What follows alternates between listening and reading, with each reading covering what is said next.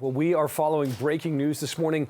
Now, 2 South Simcoe police officers have died after a shooting in Innisfil overnight. Our crime analyst, Steve Ryan, standing by live at the scene with the very latest here. This has taken another tragic turn, Steve. Yeah, it just gets worse, Nick, that's for sure. So here's what we know. At 7:55 p.m., South Simcoe police responded to a disturbance call. Now, a disturbance call is classified as a disturbance call when somebody calls in to either 911 or the regular police line and reports, most often, an argument of some sort, perhaps a fight. It's classified, the calls are classified so the police officers know what they're getting themselves into. I can guarantee you this was not a weapons call, because had it been a weapons call for a gun, bat, knife, what have you, the officers would not have just walked into that house. They would have waited for more officers to attend, and they would have had their firearms drawn. So it appears to me as though, and they wouldn't have been in the house. So we know that both officers were shot and killed inside of the house. That does suggest to me, based on my past experience, that the police were expecting to find a disturbance, an argument, a domestic, and the fact that 2 of them were shot and killed tells me that they did not see the shooter. And I say that because you've got 2 officers, trained observers, going into a house, expecting one thing, and then coming under fire and getting another. So it would appear as though the shots were fired by the suspect, and then there was return fire. Given the fact that 2 shots, or we know at least 2 shots killed the police because they had to have shot one at a time, they didn't see it, Nick. They walked into the house and they did not see that shooter, and then they returned fire, and sadly both have died.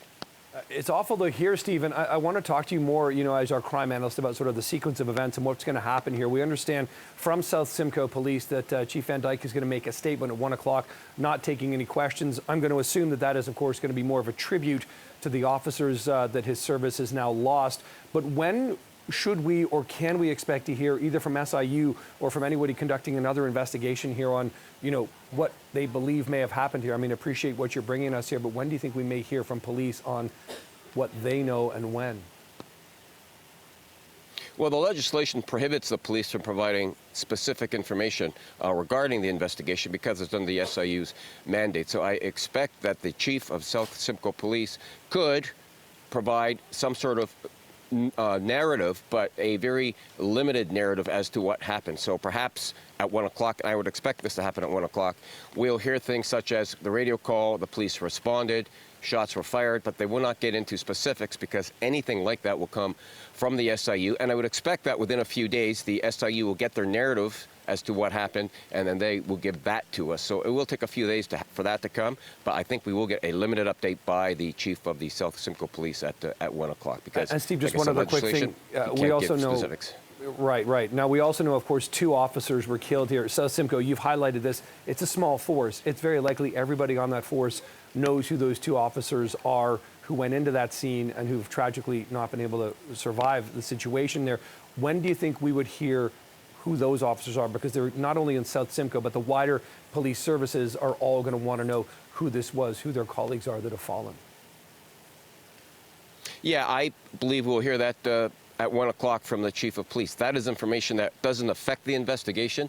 This is why when the SIU does invoke their mandate, specifics are given by them, but I would expect that the chief would announce both officers' name. And you mentioned York Regional Police. They are doing this investigation because, as you said, South Simcoe is a small police service, and the chief has decided that they want to keep transparency, keep an arm's length from the investigation, so you have another agency come in to do the investigation, a parallel investigation, but the main one will be done by the SIU, and the York Regional Police will take their lead from the SIU. Yeah, just another devastating day for policing across Southern Ontario. Steve Ryan live in Innisfil. Appreciate the update, Steve. We'll check back with you in a half hour.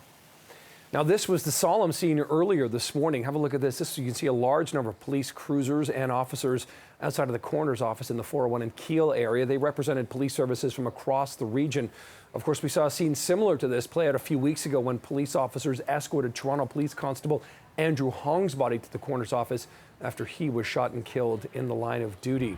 And let's give you a live shot right now at the coroner's office this hour, where again police are gathering outside in what has become a grim tradition when officer body, of course, is brought there for examination in the aftermath of a tragedy like what has unfolded in Innisfil last night.